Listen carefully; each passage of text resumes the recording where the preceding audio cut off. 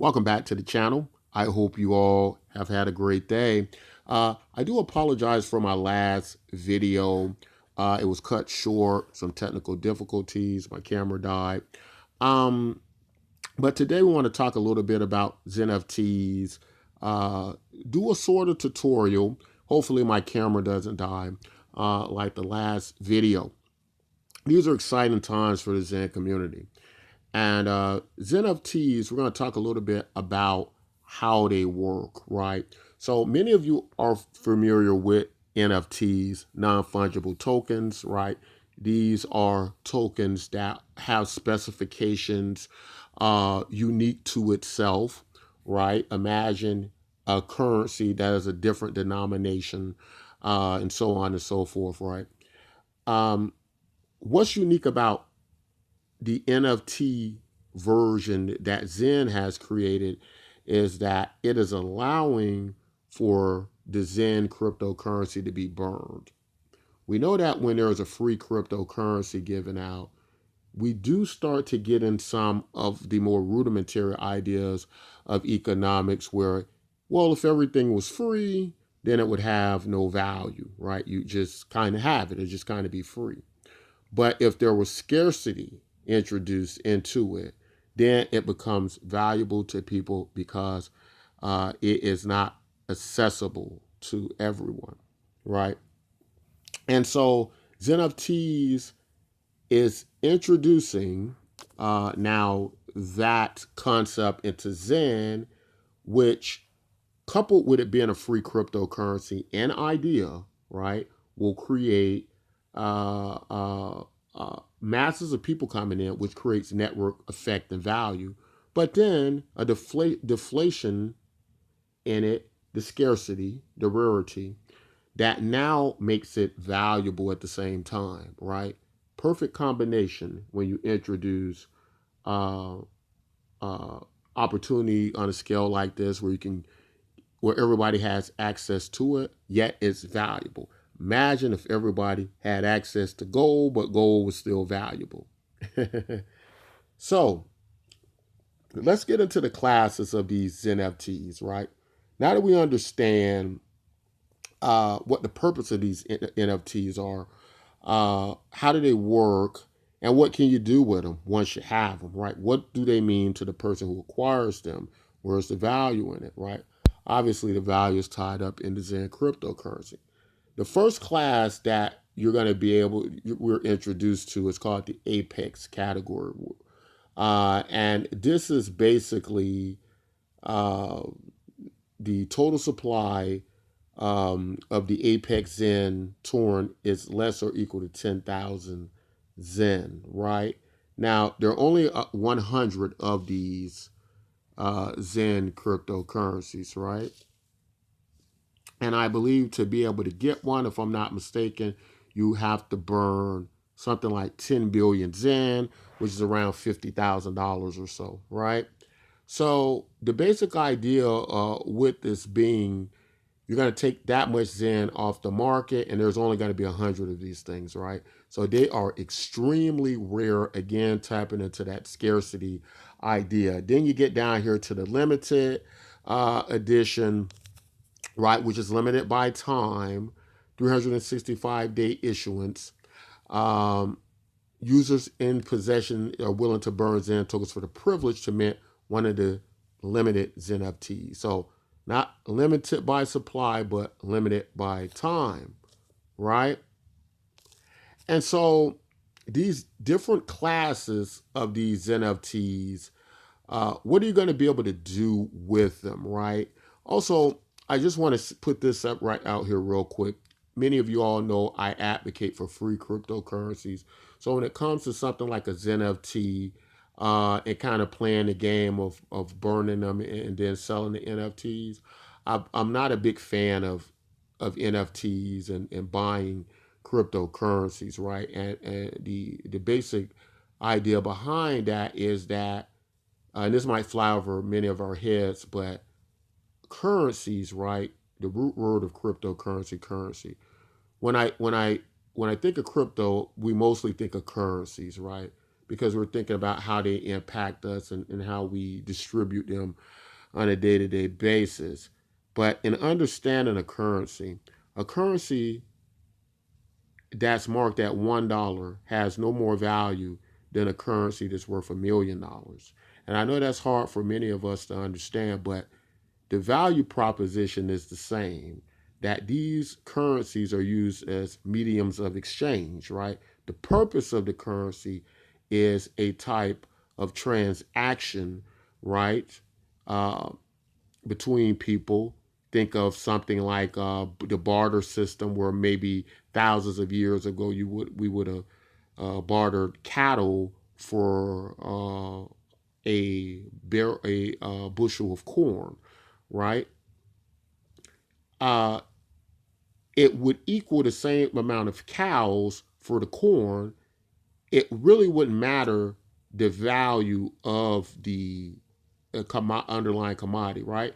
As I say, the price doesn't really matter. It's about the stability of it and its value in representation to the next thing, right? The confusion in cryptocurrency has become we treat them more like unregistered securities, asset classes, stocks, and so on.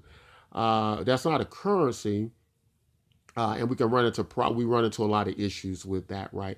And cryptos get used less as a currency, something more prone to spread more economic prosperity to people. But I don't want to get off Xenfts. We're just trying to put this in a very understandable way, and that is to say that acquiring Xenfts uh, through the minting process, you want to be careful with engaging in Xenfts, especially if you're buying the Zen cryptocurrency. If you're minting it, you still have minus the fees, right? You're also going to be able to, once you obtain the Xenft, put it on places, NFT markets like OpenSea and so on, right? So there may be a value to collect on your Xenfts if you decide that you don't want to mint the Zen later on, right? And maybe you can engage with another customer out there or buyer uh, who will accept your Xenft before it matures, right? So kind of think of the Xenft as containing the underlying Zen cryptocurrency that you have the right now. You've have this contractual right, so to speak, to execute it at a later time, right? To get that Xenft, right? Uh, Now you can mint these particular Xenfts, it looks like, for free, the Xenft collector. Um, but again, just proceed with caution with that. While you get rid of your Zen, of course, the good part of it being as Zen is burned through these NFTs, the entire community gains value, right, from the displacement of this Zen, giving more value to the Zen that's currently in circulation, right? And that's a very basic understanding of cryptocurrencies and burning and rarity and less cryptocurrency, right? So very interesting. This is what's causing a lot of the excitement in ZenFTs, right? Um, that people are gonna get this now artwork, this now tangible thing, so to speak, that is now represented by this Zen, this burned Zen, and so on, and the right to mint this Zen at a future date. Um, this is going to be available tomorrow, right? So we're down to less than 24 hours. And some of the predictions about the Zen supply is just going to be astronomical. The amount and the value of Zen that might be taken from the supply and what that can mean for the appreciation and the value of Zen, which many of us in the community are excited about. I'm at this point, guys, and I really want you all to think about what I'm saying here. When you come across a project as exciting as Zen that checks so many boxes, makes so much sense as far as accessibility, you not being limited to the size of a person's pocketbook, the opportunity of a person to gain as much Zen, minting Zen, as so many other people. And that kind of just takes me briefly into the next part of the Xenfts, and that you're going to be able to mint these things without getting all these wallets, without collecting all these wallets, right? You're going to be able to just pay the gas fees, and through the app, put into the Xenft your wallets, right? Put all your wallets in, and basically monitor them and mint all your wallets at once through a mass collective situation, right? So, in other words, basically, you won't have to, if you have 100 wallets, you won't have to mint each individual wallet. You can mint them all at one time with the ZenFTs, right? Hope that makes sense to some of you all. Um, so, what I'm looking at here now, guys, when we come across a project as exciting as in, I haven't been excited about projects and cryptocurrency in forever. You know, Bitcoin's boring these days. It's dropping. It's around $16,000.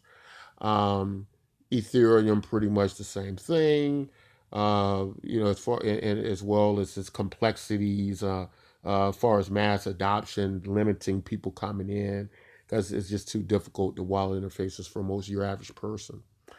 But all of these things taken into consideration, a project like Zen that's occurring on multiple blockchains, which means it can pretty much end up on almost any blockchain, give an opportunity to a more vast array of cryptocurrency users.